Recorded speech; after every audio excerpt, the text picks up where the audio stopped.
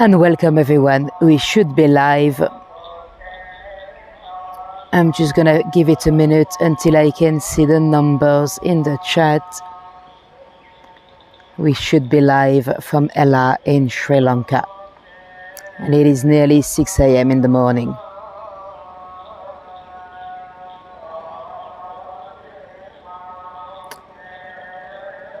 Okay, that's a bit odd because I cannot see the numbers, but I can see the chat. Let me know in the chat if you can all hear me properly. Oh, numbers are back. Cool. The number has just gone back.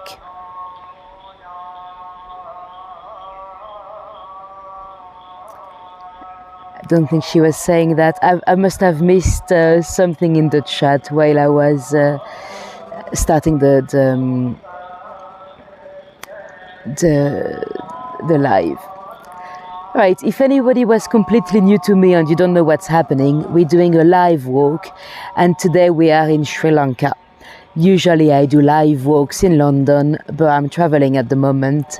So today we are in Ella. We are here to watch the sunrise. You can hear me, perfect, lovely. So we've got about 3 minutes before to start. Let me just quickly test the microphone. So as usual, most of you know the drill already, but I'm gonna tap the microphone 3 times and you can let me know if you've heard it. 3, 2, 1. Cool. Let me know in the chat if you've heard that properly.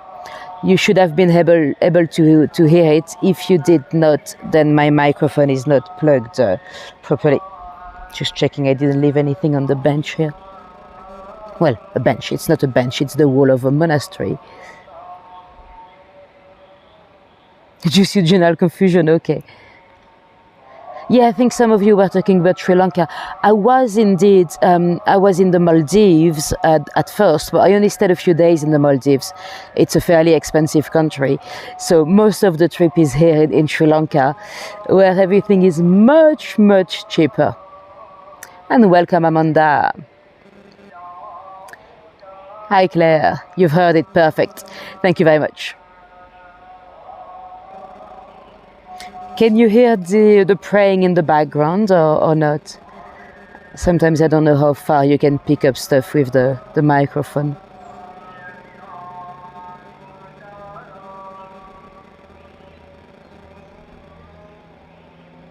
Hi, Sia, welcome.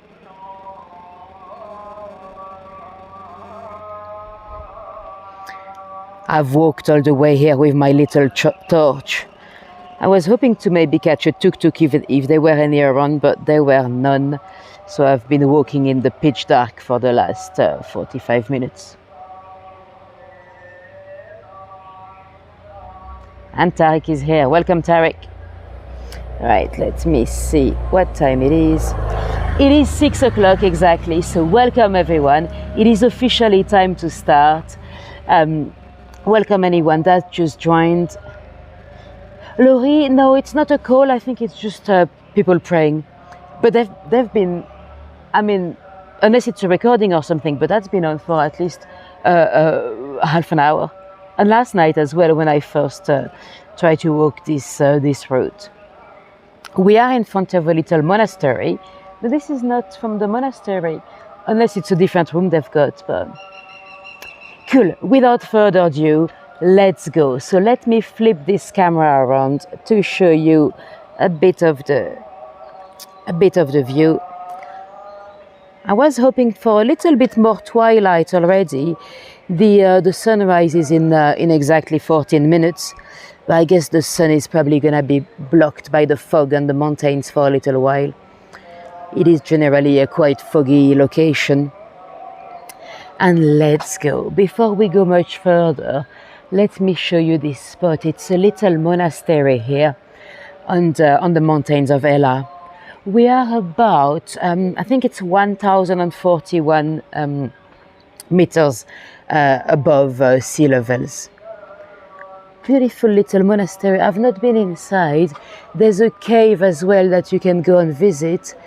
But when I got here last night, it was already too late to go and visit. I'm not gonna be able to, I can show you up till the end of the stairs here. Can't go any further because I would have to remove my shoes and hat. But because I'm holding the gimbal, that'll be mission impossible to put my shoes back on. So I'm not gonna go any further, but yeah. There were, I'm guessing there are some monks inside right now because I could hear some drumming until just a few minutes before I went live actually. And I like the elephants. Can you see all those little elephants? In Narrated, there's a temple with thousands of elephants. How did I choose which cities to visit? Laurie is asking. Well, to be honest, my friend did most of the planning. Most people, when they visit Sri Lanka, they come here into Ella. There's a place called the Cultural Triangle.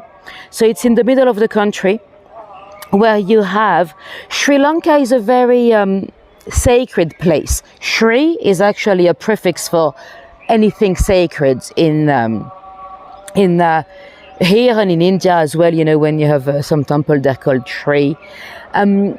So most people, when they come and visit Sri Lanka, they would do the Cultural Triangle. So that is right in the middle of the city. You've got Anuradhapunda, I can never say it properly, Palonaravunuva, and you've got Sigiriya. That's where you have a big rock with a temple on top, and Kandy. So that's where I was yesterday. So most people would do at least part of the triangle.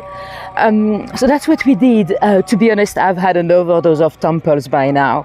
They are absolutely beautiful, but I'm glad to have finished the triangle and we will be going down south. And because we were coming from the Maldives, we decided to do the center of the country first. So we had nice beaches in the Maldives, then we came here into the mountains, and then we're going down south, so back to the coast. So yeah, most people would do the triangle anyway, and then go down to the south for the beautiful beaches. We went to Trincomalee, where I did my last live. That's a bit off the beaten path. Most people don't go to Trincomalee. They've just stopped the praying. Can you hear? The country is very, very sacred in terms of Buddhism. Hi Sarah, welcome.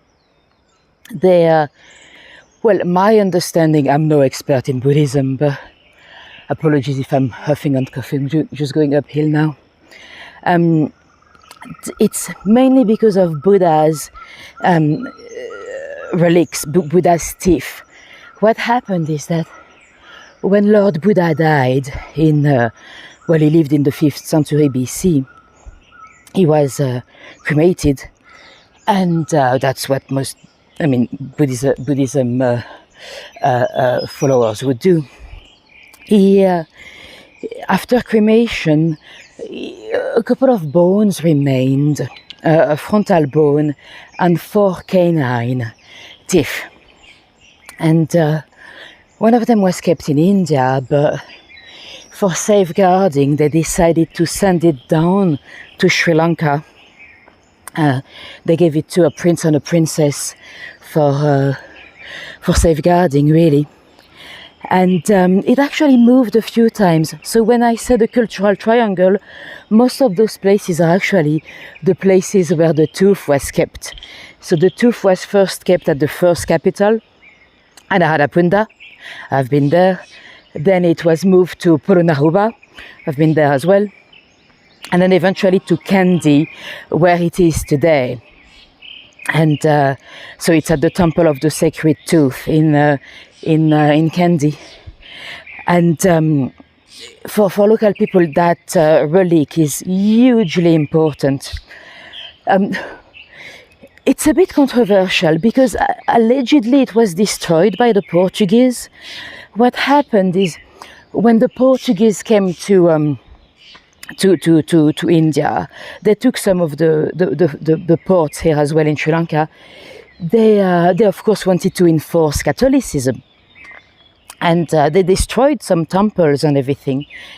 And it is said that they captured the tooth, Buddha's tooth, and they allegedly, well, according to the Portuguese, they publicly destroyed it. So the tooth is officially, according to the Portuguese, gone. Now, if you are from Sri Lanka and you're watching this, your teeth might be cringing right now, because according to Sri Lankans, it was not destroyed. They would have they've made a copy using elephant tusk, and the Portuguese destroyed the copy. So the tooth is still today in Kandy. So that's why that place is so sacred and a place of pilgrimage, really. And the tooth is hugely important, not only in terms of religion, but also politically, because in the nearly 2,000 years ago, they started to believe that whoever was the owner of the tooth had the right to hold the country. So if the Portuguese had it, then they would have had the right to rule the country, you know. So that's also partially why they wanted to destroy it. Although, because of course, also the Portuguese believed it was paganism. Please buy a ticket. So that's for the little cave. I've spotted some funny spelling mistakes everywhere. Although people here in Sri Lanka usually speak fairly good English, better than India, or better than where I have been in India, at least. Right, let's go down this way. So we are, thank you. We are uphill on the mountain. It took me about 45 minutes to walk down here from Ella city center. Ella is surprisingly very touristy. I mean, from the beginning of my trip, we didn't get to any place that was really built for tourism. Ella is, and I didn't quite realize it's a bit of a party town as well. But what Ella is known for, it's mainly those beautiful hikes around the city. So you've got a few waterfalls, you have a few peaks that you can climb. So that's why most people come here. It's not really for the town center. And surprisingly, there's a huge amount of French people. I'm talking about retired French people. Yesterday, we took a famous train.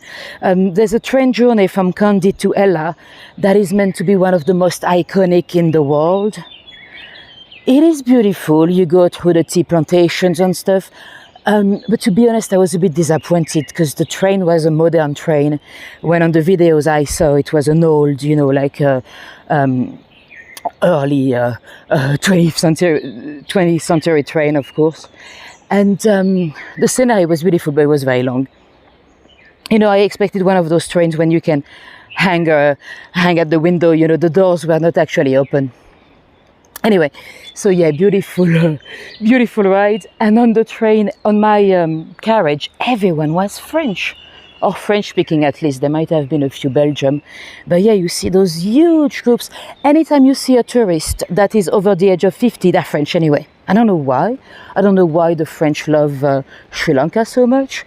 But yeah, the young backpackers, you've got a bit of everything. But the retired people, they're all French. Is it humid? Yes, there are quite a few mosquitoes. Well, just now I was walking with a torch, so obviously the light was attracting them. So yeah, it's very humid, and it's a little bit colder than it was in the rest of the country. You might have noticed I'm wearing a jumper. I don't have to, but I thought it might be cold. So it's the first day in a couple of weeks really that I'm wearing a jumper.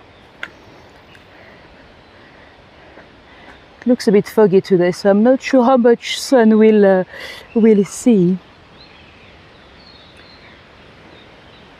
And on this side here, we're not gonna go all the way because the terrain is not very easy to do in the dark with a gimbal. But if you follow that route there, you'll access a little waterfall.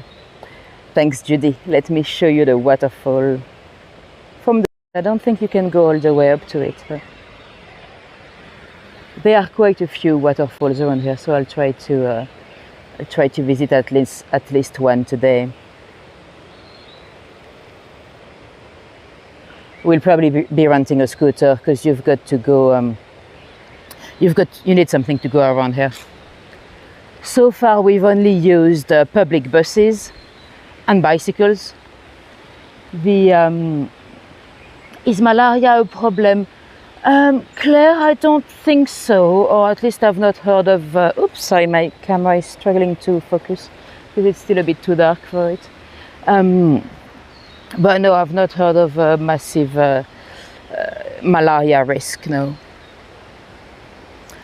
I have been eaten by mosquitoes, but much more in Trincomalee in the north than here. Although we do have a little mosquito net on the bed, so that's probably why tonight was fine. So yeah, we've used mainly public buses. They are very, very cheap, but very dangerous. Hello, buddy. Do you want to come and say hello? Hello. The buses, I guess they get paid by their commission. You know, the more people they get on, the more, yeah. You can follow me. Come. No. So he's trying to climb on me. They're very, very dangerous, those buses. I don't know why they go so. It looks like it's gonna rain. I didn't plan this. I didn't take an umbrella. So yeah, those buses are very lovely little cottage here. It's actually a little coffee shop. They go so fast, and you know, it's those buses where they try to fit as many people as they can, so a lot of people are standing and trying to reach whatever they can, not to fall over. And when you are at the front, you know, you can see the driver. The other day I had one that was particularly fast. He looked like he was playing a video game, to be honest. We could smell the brakes. The brakes were burning, or whatever, the plastic from the tire or whatever. But yeah, there were 3 Dutch tourists that died in a bus crash. I think it was last week. So yeah, those buses, they are cheap, but you risk your life, and they're risking people's life on the road as well, sadly. Anyway, you can see a bit of the sorry, the doggy wants to play. This is rice, I guess, but the main culture around here is actually tea. I don't see any tea from here, but we are surrounded by tea plantations everywhere. And let me show you the I think the doggy is gonna follow me. Let me show you. This is, I believe, the Little Adams Peak. I might be climbing it later today. It's a lovely place for sunset and sunrise. I considered going there today for the tour, but that's not a good idea to climb it alone at dark, and I didn't know whether I'll have any signal up there. So I decided to go for this location instead. Oops, sorry. Tuk-tuk going through. And let me show you.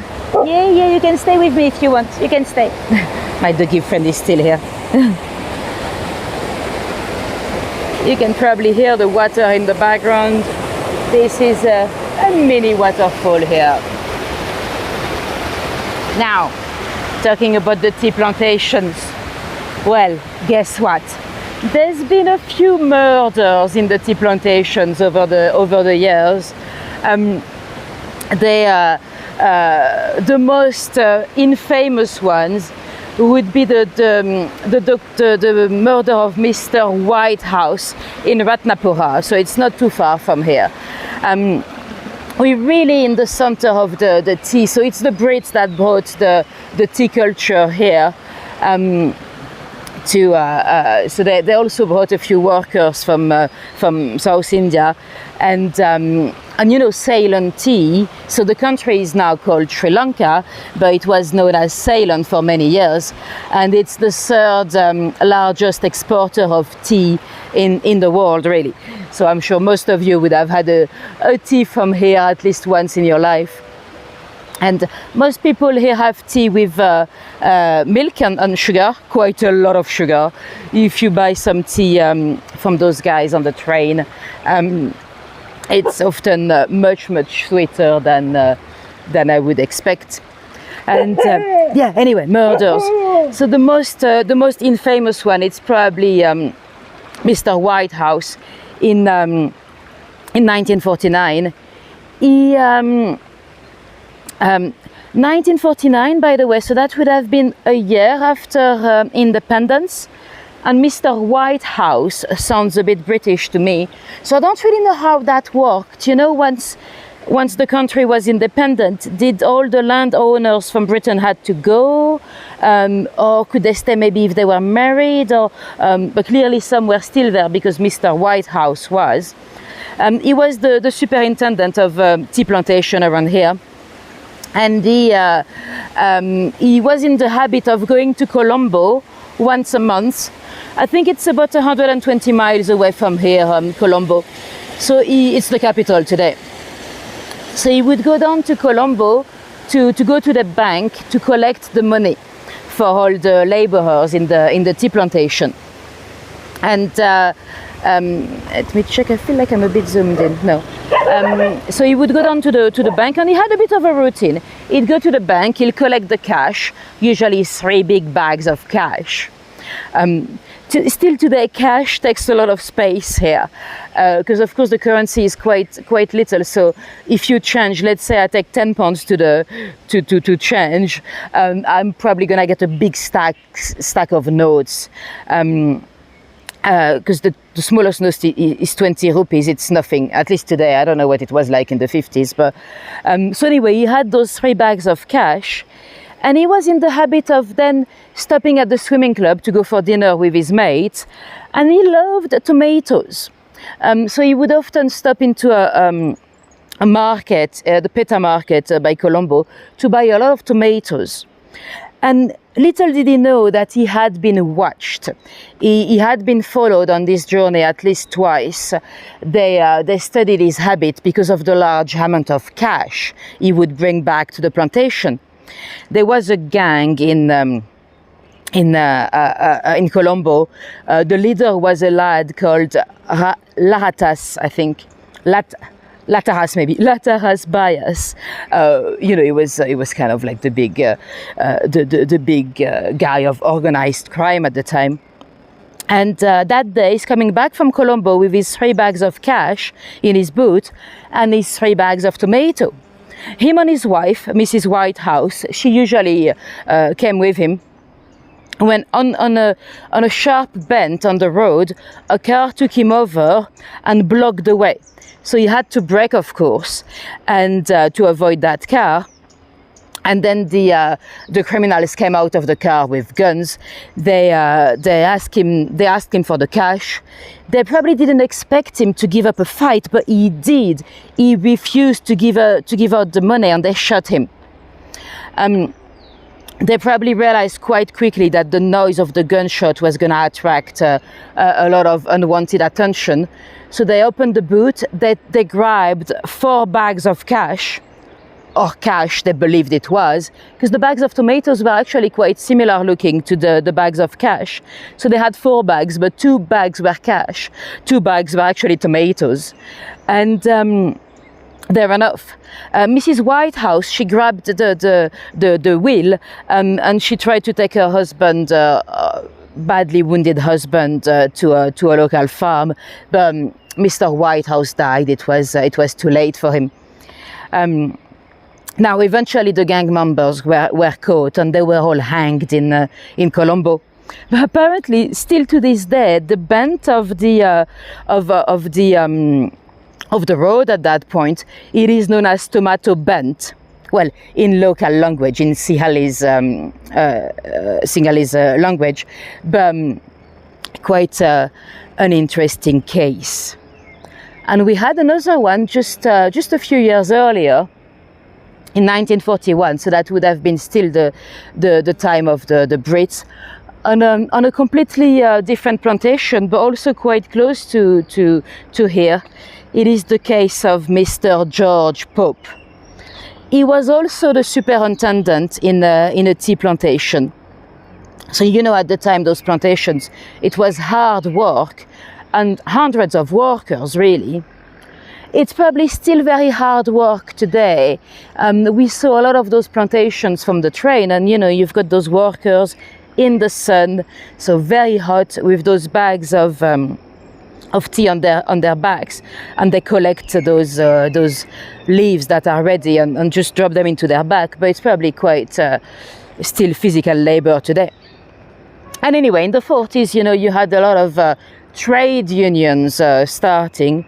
And at the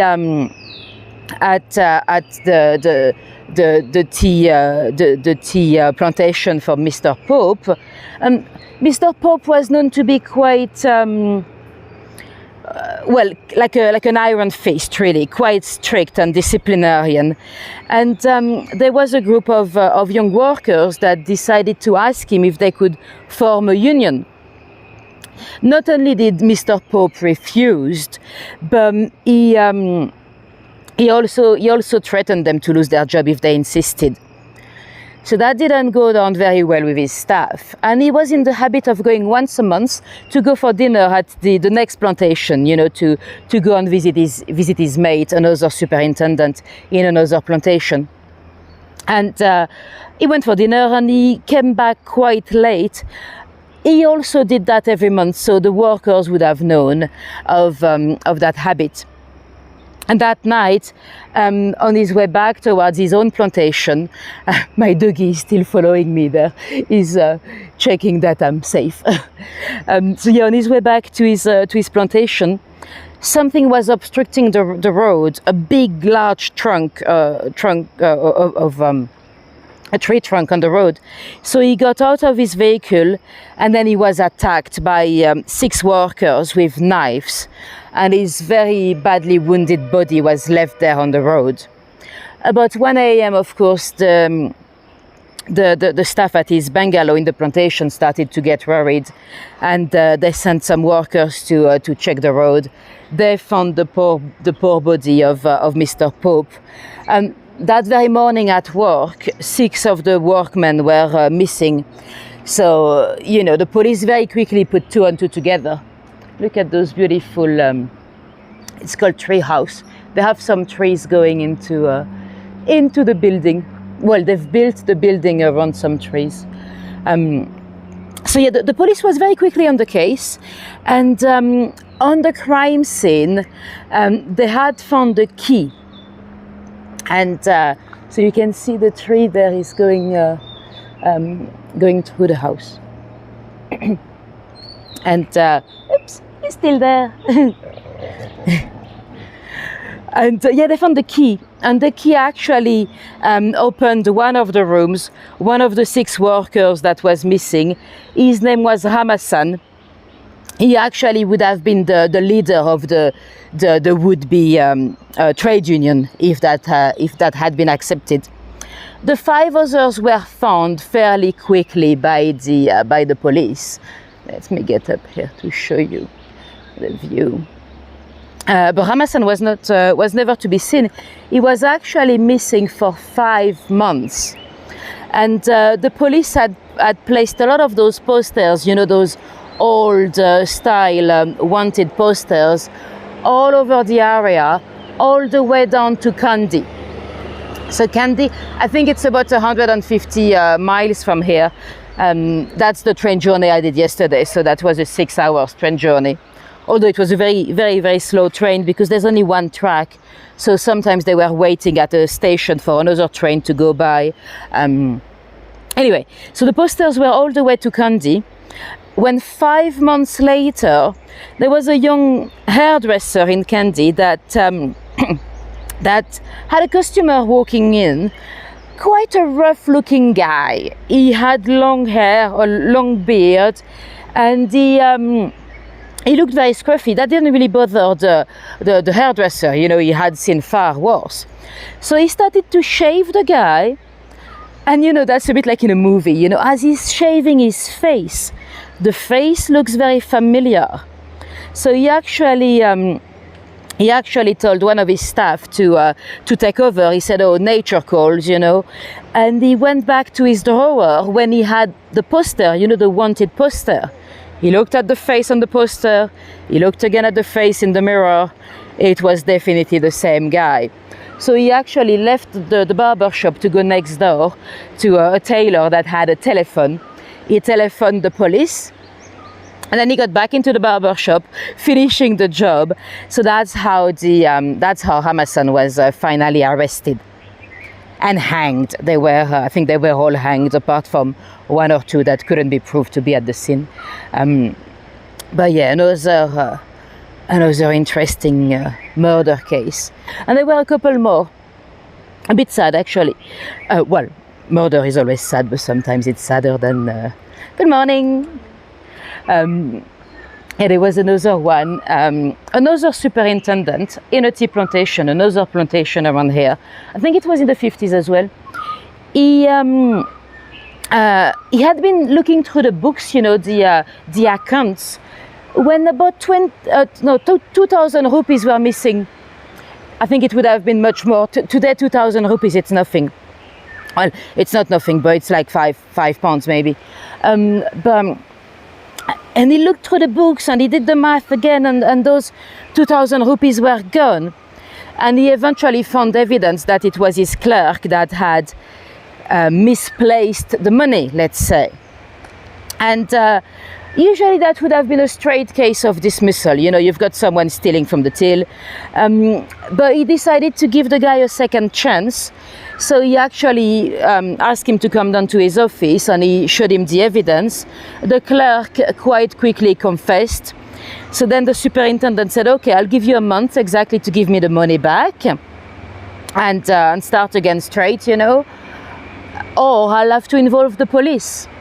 A month later on the day, the clerk came to the superintendent's office again. Little did the intendant know, the clerk had hidden a gun, and he actually shot the superintendent as well as himself, sadly. So poor Mr. Roberts, the superintendent, lost his life because he was trying to be nice, giving someone a second chance. Let me give you a nice glimpse of the view again. Apologies, not much sun today. I did expect it to be a bit foggy. There's a bend on the, so that's the road I took, excuse my finger, but that's the road I took on my way all the way up to Ella. There's a bend that's actually called Foggy Viewpoint or something. So I was like, okay, I'm not sure I'll see much sun with the fog. And those are the tuk-tuks. Tuk-tuks are the main way of transport here. As a tourist, you can actually come and rent one of those tuk-tuks and do the full trip, the full country with them. That's what my friend wanted to do, but I said no, because I think it's actually, I actually feel safer on a scooter than any of those. And the bus drivers are a bit dangerous anyway, so, and also they don't have that much power, you know, it's the motor of a motorcycle at the end. So if you have two people on luggage and stuff, it's not actually that powerful on a hill or anything. And also you'd have to pay for them to, you cannot have an international driving license. They want a Sri Lankan license. So you have to pay, I think it's an extra $40 for them to do all the paperwork for the license and stuff. So it's all very complicated, really. Now, I've got one last murder for you in the tea plantations. Again, not too far from here. It was in Galboda. That's a place. I actually saw it on the train on my way here, and that's in 1954. It's a clerk again, a young man coming from Colombo, 21 years of age. He was hired as a clerk assistant to work in the plantation, and when he got there, the actual clerk, a man much older than him, you know, a man in his 40s, was actually playing pranks on him and mocking him all the time. Today we'll definitely call that bullying, you know. And the young clerk actually put up with it for many months, really, with all those older men mocking him all the time. Let me show you. So that's the river. So that's coming. It's a bit upriver that you have the waterfall I've shown you earlier. There are some waterfalls in which you can swim, so I'm hoping to visit one today. I'll show you in the videos. Tuk-tuks, yes, or tricycles, or rickshaws. I think most people call them tuk-tuks here. They're actually quite desperate for business, some of them. You know, you as a tourist, you cannot walk down half a kilometer or even a few hundred meters without having one of them going, tuk-tuk ma'am, tuk-tuk ma'am. Sometimes you clearly don't look like you're looking for a tuk-tuk, but yeah. And they're very easy to use today if you have internet, because you know, usually when you travel, you don't know what's the fair price to pay for something. You don't want to be negotiating too hard, but you don't know how much you're paying. Today, we could, because of those apps like Uber or PickMe, the main app here is PickMe, you can check the price on Uber or PickMe and then just negotiate from there. So it's fairly easy. So you often end up paying the local price. Because of course they have prices for locals and prices for tourists. Sometimes they very proudly show you, tell you, no, this is local price. But telling me it's the local price, it's admitting that you have a different price for tourists. Anyway, most of them are fairly easy to negotiate with. Well, although this location is actually far more touristy than it was where I was earlier. I tried to negotiate a bit too hard last night. 2 of them gave up on me. I was like, oh, that didn't happen in 2 weeks. That people actually said no. Anyway, back to our murder. Yeah, the young class was bullied, we can say, for many months. And apparently one day went to a blacksmith, and he asked them to produce a knife for him. There was a big dinner party at the plantation, so you'd have the tea maker, you'd have the clerk, you'd have everyone invited. And on that fateful night, he had the knife with him, and they mocked him another time, you know, and that was too much for him. He actually stabbed them both. First, the clerk, the one that had been mocking him for many months, and then the tea maker. And then he refused to drop the knife, so everyone panicked. Most people ran away. Finally, the superintendent, we're back down to the main road now. Finally, the superintendent managed to calm the boy down. He was arrested, of course, but he was actually spared from the gallows, because there were so many witnesses that stated that he had been badly treated, he had been mocked and bullied, and practical jokes were made on him all the time. So they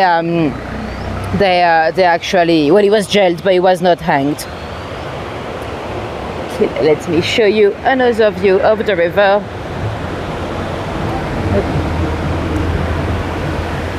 And then, oh, this is one of those buses. See, they're all highly decorated and stuff, and they go fast. Some of them are full of cartoon characters and stuff. I don't know. I don't really know how it works. If the oh, that's interesting. We have a can here. If the driver owns the bus, and if they can decorate however they want. And they also are blessed. So when you go inside, you see all those little iconography, you know, of Buddha, or sometimes even Hinduist symbols. And is that my doggy friend? Oh no, it's a different one. You're not my friend, are you? Well, you're not a friend, but you know, there are quite a few stray dogs as well around here. All very nice. Now that's gonna be the end of the tour. I'm gonna be walking all the way up the main road, but I don't want to take you with me because it's quite dangerous when those buses come in your back or in front of you. You want to have an eye on the road. You don't, because there's no pavement really, so you don't want to be looking into your camera and your gimbal. Laurie, yeah, it looks very wild from here, but in the town center, it's actually very touristy with a lot of bars and restaurants. A lot of bars are selling alcohol as well, because here the sale of alcohol is very much controlled by the government, so you don't have that many establishments with a license. But here I might be able to jump on a bus actually to get back into town, because I see many buses. On my way down, I think the buses have not started yet, so I was walking. Cool. Let me know in the chat if you have any questions before we go. Thank you, Anne. That's very, very much appreciated. If any of you dropped me a little tip on PayPal or buy me a coffee as well, I don't see them live in the chat, but that's very much appreciated. With those tours, you know, that's the only money I get really, apart from a few cents from YouTube advertising. And thank you very much for coming today. It was a bit quieter than usual, but because most people in the UK are actually sleeping at this time. It'll be about, I think, 1 a.m. in the morning in the UK. So I knew that only the Northern American audience would come at this time. If you want to see a bit more of Sri Lanka, next week I'm taking you down to the south. So that'll be a sunrise as well, with some sun, hopefully, and that'll be on the beach area. So that'll be another very touristy area on the south coast. Thanks, Sarah. Thank you, Tish. Thanks everyone for coming today. It's always a pleasure to have you along. 1 a.m. in London, says Tariq. Yes. Well, thank you for staying up with us so late, Tariq. It's great, always great to have you along. And exactly, coffee helps. I'm gonna go and buy a coffee myself because I didn't have any this morning. Everywhere was closed. And well, I've got a breakfast at my hotel anyway. The hotels are really affordable in this country. We've been paying pretty much every day between £4. The cheapest one we had was £4 with breakfast. So between £4 and 16 in Colombo, that was the most expensive, £16 a night. And that was actually the worst one. The humidity was so bad we couldn't sleep. So yeah, in terms of hotels, it's very, very cheap to stay here. But the touristy attractions like the temples or the stuff that everyone wants to do, those are actually quite expensive. They've kind of matched their prices to European prices. So some of the temples or the old city, you might have to pay $30 or $40 to get in.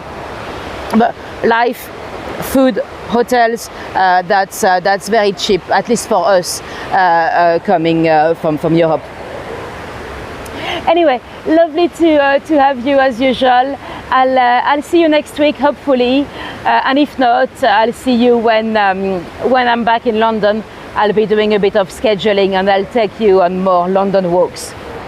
Bye bye. Have a good day, a good night, whatever time it is for you, wherever you are in the world. Bye.